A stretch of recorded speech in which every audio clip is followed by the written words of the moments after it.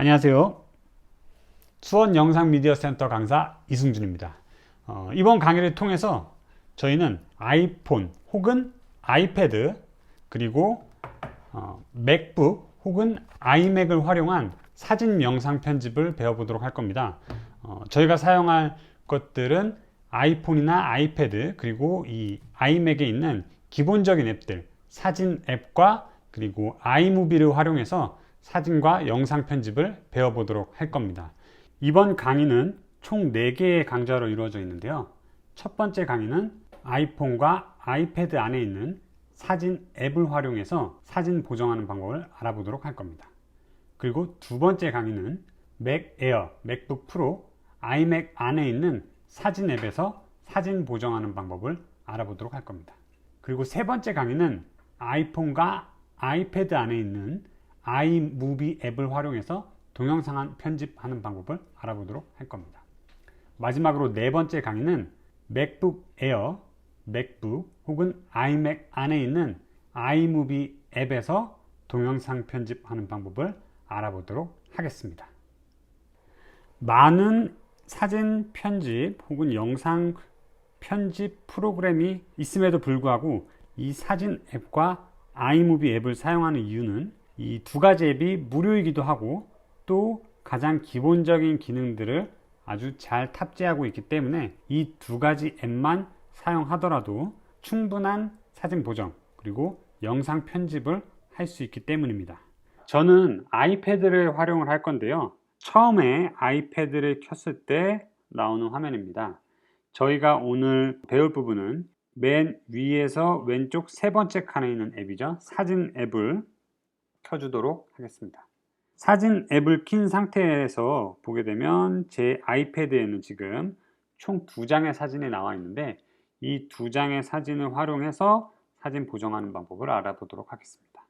먼저 아무 사진이나 하나 이렇게 클릭을 해주시면 오른쪽 상단에 편집이라고 적혀 있는 글자가 보이실 겁니다. 이 편집을 클릭해 주시면 이렇게 검은색 바탕에 사진이 뜨면서 왼쪽과 오른쪽 부분에 아이콘들이 생겨나게 되는데요. 자, 먼저 이 왼쪽에 있는 3개의 아이콘을 살펴보면 맨 위에 있는 아이콘은 이 사진의 노출, 휘도, 하이라이트, 그림자 등등 사진을 디테일하게 보정할 수 있는 그런 영역입니다.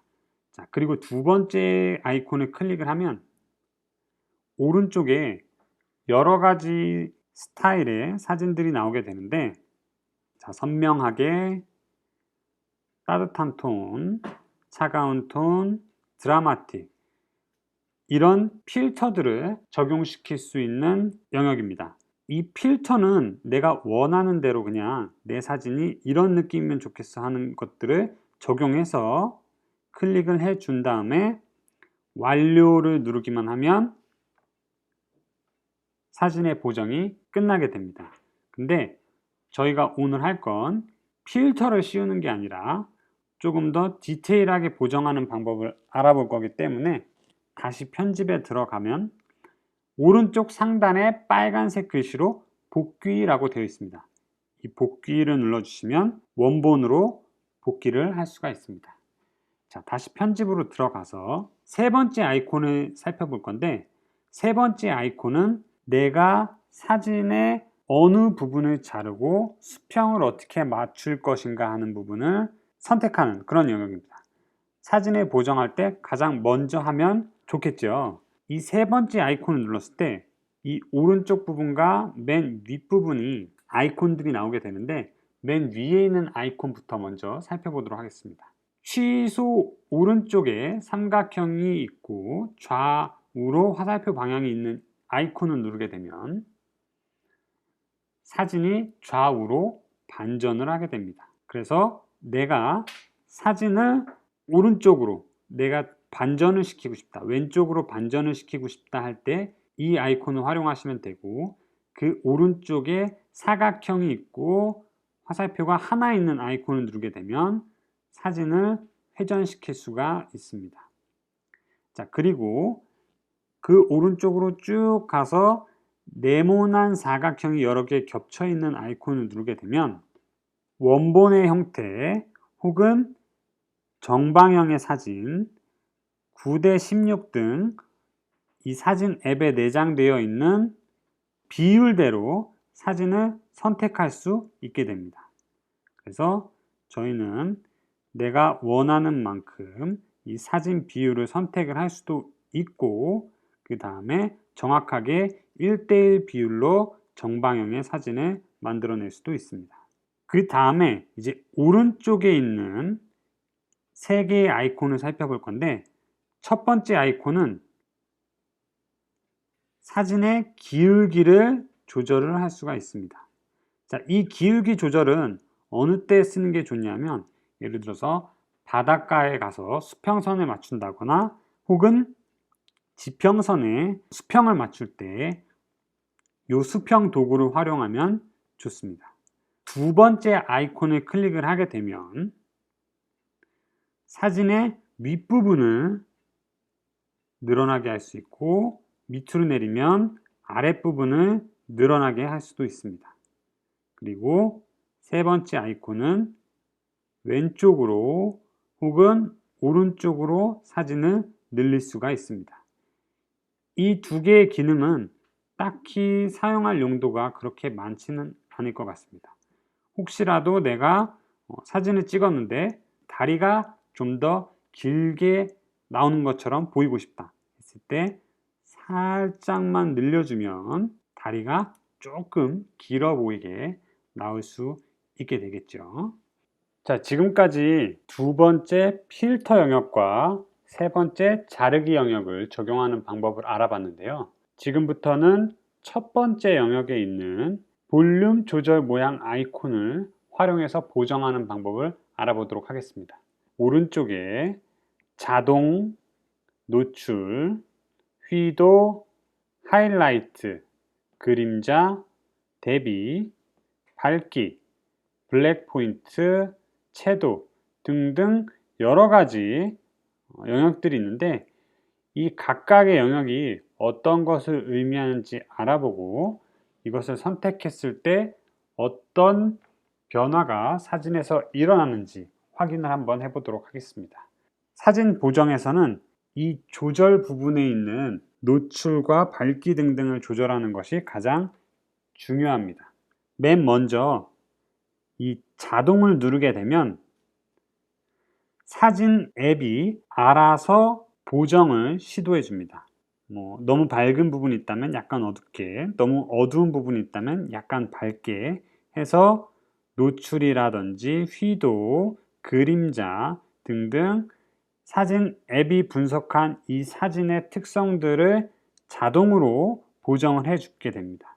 만약 내가 사진을 보정하는 게 시간이 없지만 조금 더 있어 보이게 보정을 하고 싶다고 한다면 이 자동을 눌러서 간편하게 보정을 할 수도 있습니다. 먼저 자동 밑에 있는 노출 부분을 알아보도록 하겠습니다. 이 노출 부분을 조절하게 되면 사진의 전체적인 밝기를 밝게 하거나 혹은 어둡게 만들 수가 있습니다. 이 노출을 조절하는 게 왜 중요하냐면 사진에서는 하얀 것은 하얗게 보이고 어두운 것은 어둡게 보여야 좋습니다. 예를 들어서 구름이라든지 눈이라든지 이런 것들을 카메라로 찍었을 때 하얗게 보이지가 않을 수가 있거든요. 그래서 의도적으로 조금 사진을 밝게 만들어 주거나 혹은 의도적으로 어두운 로우키 느낌의 사진을 만들어 주고 싶을 때 이 전체적인 노출 조절을 통해서 조금 더 산뜻하게 사진을 만들거나 어두운 분위기의 사진을 만들어낼 수가 있습니다. 자, 노출 밑에는 휘도 영역이 있는데요. 이 휘도는 노출과 거의 흡사한 기능을 하게 됩니다. 그런데 조금 다른 점은 뭐냐면 이 휘도를 많이 내렸을 때는 이 그림자 영역이 굉장히 어두워지게 되고 반대로 위로 올렸을 때는 밝은 부분이 많이 올라가게 됩니다. 사실상 노출을 조절하는 것과 큰 차이가 없어 보이기도 하지만 휘도는 그림자 영역이 더 많이 영향을 받게 됩니다. 하이라이트는 사진을 전체적으로 봤을 때 사진의 가장 밝은 부분, 이 사진 같은 경우에는 배경에 나무와 담벼락이 있는 곳, 이곳이 가장 햇빛을 많이 받는 곳인데 사진의 가장 밝은 부분의 밝기만 따로 조절을 할 수가 있습니다. 하이라이트를 제가 밝게 만들면 강아지가 있는 부분은 전체적으로 밝기가 변하지 않았지만 이 담벼락이 있는 부분, 이 부분은 밝기가 밝아지고 어두워지는 것을 확인할 수 있으시죠. 그래서 이 하이라이트는 사진의 밝은 부분만 따로 조절을 하는 영역이다 라고 생각을 하시면 됩니다. 그럼 반대로 하이라이트 밑에 있는 이 그림자 부분은 밝은 부분이 아니라 사진의 어두운 영역을 더 밝게 만들어 주거나 혹은 더 어둡게 만들어 주는 역할을 합니다. 이 사진에서 가장 어두운 영역은 강아지의 검은색 털이 있는 부분인데 그림자 영역을 조금 밝게 하면 강아지에 있는 이 검은색 털이 더 밝아지는 걸 느낄 수 있으실 겁니다. 그리고 반대로 그림자를 낮추게 되면 강아지의 털이 더 어두워지는 걸 확인할 수 있으십니다. 그런데 이 사진에서 중요한 주인공은 이 강아지가 될 텐데 강아지의 털이 너무 이렇게 어둡게 보이면 좋지 않겠죠. 그래서 그림자에 밝기를 조금 올려서 이 강아지의 털들이 조금 더 섬세하게 보일 수 있도록 그림자 부분의 밝기를 조금 올려주면 좋을 것 같습니다. 그 밑은 이제 대비인데 대비는 밝은 영역과 어두운 부분의 차이를 이야기합니다. 대비를 올려주게 되면 밝은 영역은 더 밝아지고 어두운 영역은 더 어두워지게 됩니다. 그래서 사진의 콘트라스트라고 이야기를 하죠.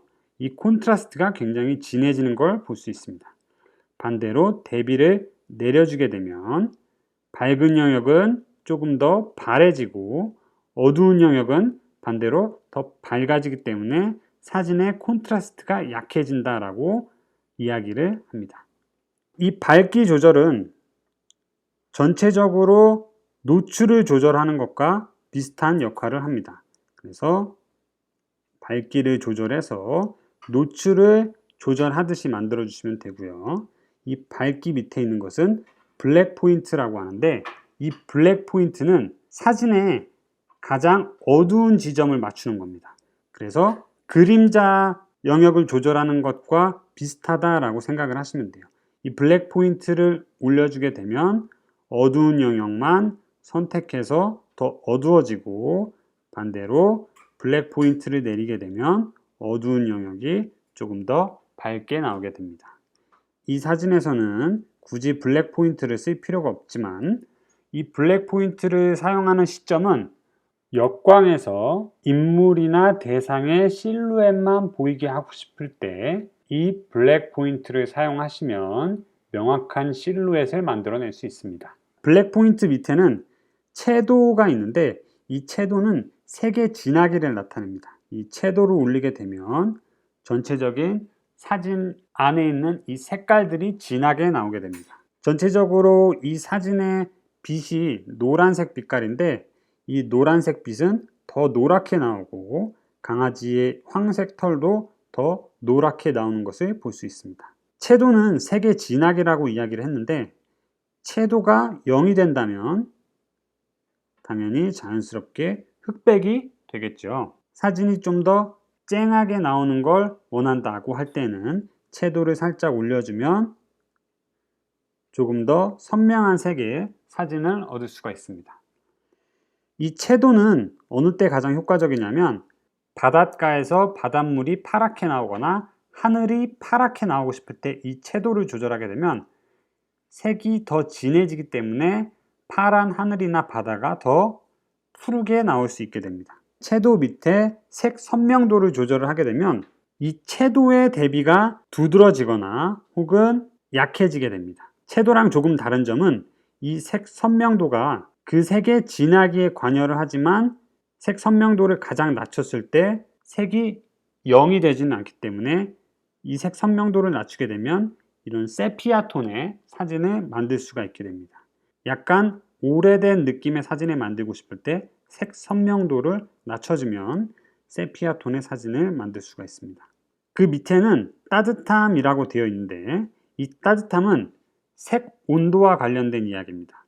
색 온도는 전체적으로 색 온도가 올라갔을 때는 사진이 노란 빛깔을 띠게 되고 반대로 색 온도, 이 따뜻함을 내리게 되면 차가운 느낌의 사진을 만들 수가 있습니다. 노을이라든지 햇빛을 따뜻하게 받고 있는 사진을 만들고 싶을 때에는 이 따뜻함을 살짝 올려주면 조금 더 따뜻한 느낌의 사진을 만들어낼 수가 있습니다.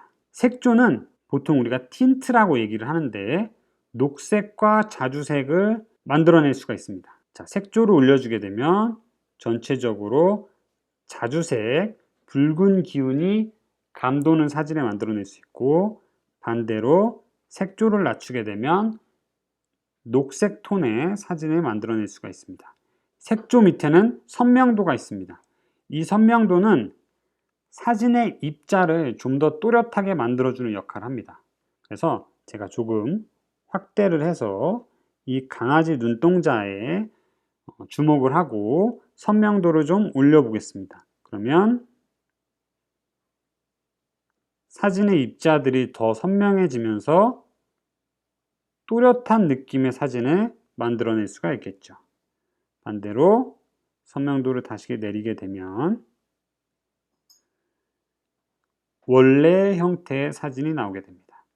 내가 조금 더 선명하고 쨍한 사진을 만들고 싶을 때는 선명도를 약간 올려주게 되면 사진이 좀 더 또렷하게 나올 수 있습니다. 선명도 밑에는 명료도라는 항목이 있는데요. 이 명료도는 대비인데 보통 우리가 사진에서는 부분 대비라고 이야기를 합니다.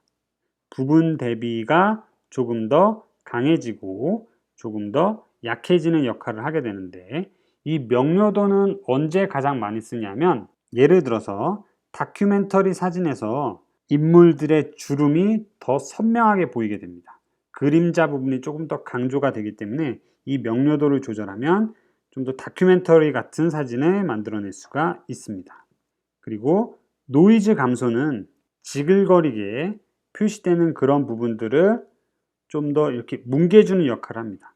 노이즈 감소를 올리게 되면 사진의 선명도가 자연스럽게 떨어지게 됩니다. 왜냐하면 이 노이즈 감소는 입자들을 서로 이렇게 엉키게 만들어서 뭉개지게 만들어서 노이즈를 없애기 때문에 최소한으로 사용을 해주시는 게 좋을 것 같습니다. 그리고 맨 마지막으로 비네트라는 영역이 있는데 이 비네트는 사진의 주변부를 어둡게 하거나 혹은 밝게 만드는 역할을 하게 됩니다. 비네트를 이렇게 주게 되었을 때는 사진의 중심에서 이 주변부 부분이 어두워지는 걸 확인할 수 있고요. 반대로 비네트를 반대로 주게 되면 사진의 주변부만 밝아지는 걸 확인할 수 있습니다. 이 비네트를 사용하게 되면 비네트를 주지 않았을 때보다 사진을 보는 이 시선이 사진의 중앙부로 몰리기 때문에 이 자연스럽게 비네트를 주게 된다면 사진의 중앙 부분으로 조금 더 시선이 집중되게 됩니다. 이렇게 해서 아이폰, 아이패드 사진 앱을 활용한 사진 보정을 알아보았습니다. 다음 강좌에서는 맥북 에어, 맥북 프로, 아이맥에 있는 사진 앱을 활용해서 보정하는 방법을 알아보도록 하겠습니다. 두 앱이 거의 동일하기 때문에 오늘 강좌에 나온 내용을 익히시면 쉽게 이해하실 수 있습니다. 그리고 사진 앱을 활용한 사진 보정을 충분히 익히시면 다른 사진 보정 프로그램, 스냅시드, 라이트룸 등을 활용하실 때에도 충분한 도움이 되실 겁니다. 그럼 다음 강좌에서 뵙도록 하겠습니다. 감사합니다.